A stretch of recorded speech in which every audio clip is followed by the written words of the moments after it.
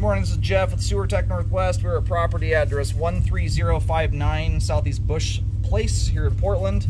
I describe everything as if you're standing in the street facing the front of the home. We are located just to the right of the front doorway, about 5 feet to the right of the patio. We've got a 4-inch ABS cleanout. We're going to check the overall condition and serviceability of the sanitary sewer line. Waters are running. We're going to zero out at the base of the cleanout, and off we go. And right out of the gate, I'm liking how clean that flow line is right there. That is spiffy clean. It's exactly how you want your line to look right there. And that's what your line looks like when you're doing a good job at keeping cooking oil, fats, bacon grease, all that gunk out of the pipe. I highly recommend keeping that habit up. Makes your line much more forgiving when it gets abused occasionally, or on a consistent basis, depending on your household. When you get a nice big thick layer of grease build up, it makes it much more likely that when your kids flush a bunch of balled up toilet paper down the line, or when wipes, things like that go down the pipe, that it ends up getting stuck in there. So swapping over to PVC pipe here now. Now, this thing is so clean. There's hardly a sign of life in this. It almost looks like a line that got hydrojetted.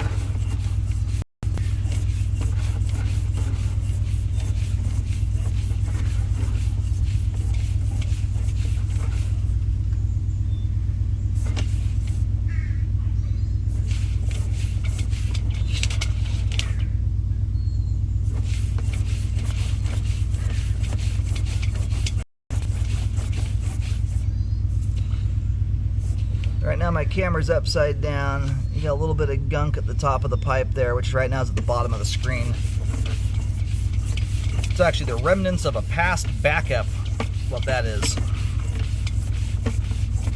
Doesn't necessarily mean it has anything to do with the line itself. In fact, most likely it's a main lateral backup debris. But we'll see. Yep, in fact, there's the manhole. I was just about to tell you, if your line ties into a manhole, most homes don't. For the exceptions of cul-de-sacs, just about every house will tie it directly into the manhole. You'll get a convergence of 3, 4, 5 homes all into one manhole. But manholes are more likely to act up because they are essentially designed to gather debris. They're called a manhole for a reason. It's a spot where a human being can get down into the line and clear junk out. So they're purposefully designed so that when improper stuff gets down the line, it often will travel and hang up in these locations rather than in the middle of the main lateral where it's much harder to get to. So if you have a homeowner, someone on the neighborhood, let's say you've got 5 homes, 3 homes, whatever it may be, that all converge into this one manhole.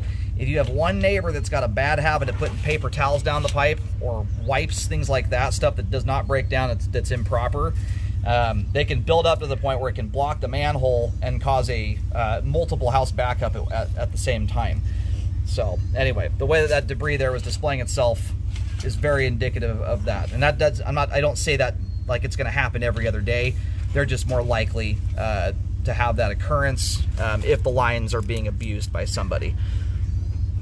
Anyhow, hit the main here. We're going to go locate really quick. It's an easy one to figure out as it ties right into the manhole. We'll go verify which one it is here, and then we'll pull back in. Aside from a little bit of debris at the top of the pipe, the line itself here looks fantastic. Alrighty, so kind of a general idea of the route the line takes. The line kind of jaunts towards the right side property line, ends up crossing into the street near where the front right corner of the property is, and then makes its way out to the road. I can tell just by the city's actually done some markings out there and the angle the pipe comes into the manhole.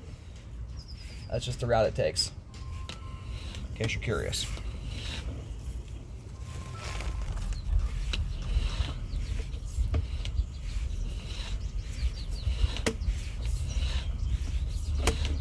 Anyway, the debris in the line here, all bits at the top of the line, way out of the way of any kind of obstruction. None of it needs cleaning. It's not doing anything. Just a sign that at some point in the past the line had a backup, and it didn't back all the way up. Looks like things broke loose before it made it back to the home.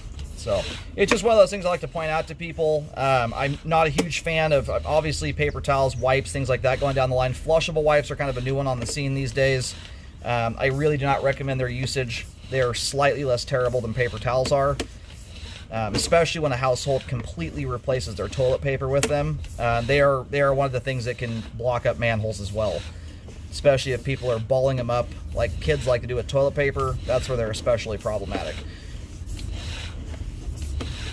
Anyway, whenever you tie into a manhole, it's always good practice to always be a little bit more careful. But in general, you know, when they go down the line here and there, it's not a huge problem. It's when high volume goes down the pipe. And the PVC here is 6-inch diameter. Nice big 6-inch pipe. PVC looks great. Drains beautifully. The line is immaculate. Even with the debris there at the top of the pipe, at the end of the line, it's still an immaculately clean flow line. Very good example of how to treat a sewer line.